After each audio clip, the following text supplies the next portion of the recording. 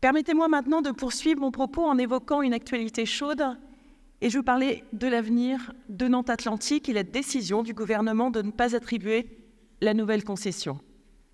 Il y a tant à dire sur le traitement qui nous a été réservé au territoire, aux usagers, aux acteurs économiques dans ce dossier. Je me suis exprimée sur ce point de la façon la plus claire qui soit. Pour moi, il s'agit de mépris, il s'agit de manque de respect. Plus grave, il s'agit d'un manquement à la parole donnée, au crédit de la parole publique. Mais je veux le dire de façon tout aussi claire. Si rien ne nous aura été épargné dans cette affaire, nous n'avons pas d'autre choix que d'avancer, que de proposer, que de progresser. Avec ou sans concession, nous devons obtenir des travaux d'urgence sur la plateforme qui n'est pas digne d'une région comme la nôtre. Et je veux vraiment le redire devant vous aujourd'hui avec force. Ouvrir aujourd'hui un débat sur le plafonnement des vols ou sur l'extension du couvre-feu est une erreur politique.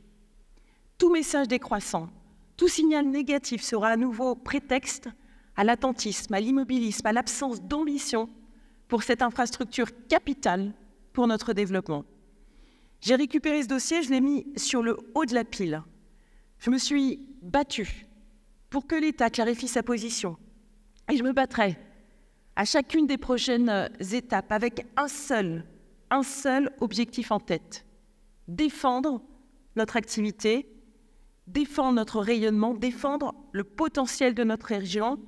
Et je l'ai dit au ministre des Transports, et je veux des engagements précis, chiffrés, datés sur les travaux. Et c'est une condition pour moi indispensable à la signature du CPER. Un CPER, et je veux insister sur ce point qui est en bonne voie, qui est le fruit de négociations intenses mais productives avec l'État.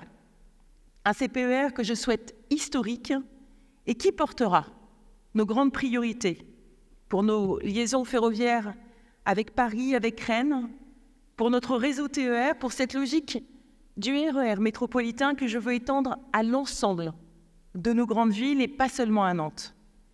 Et je veux avancer, je veux signer, mais je veux d'abord des engagements clairs, des engagements concrets.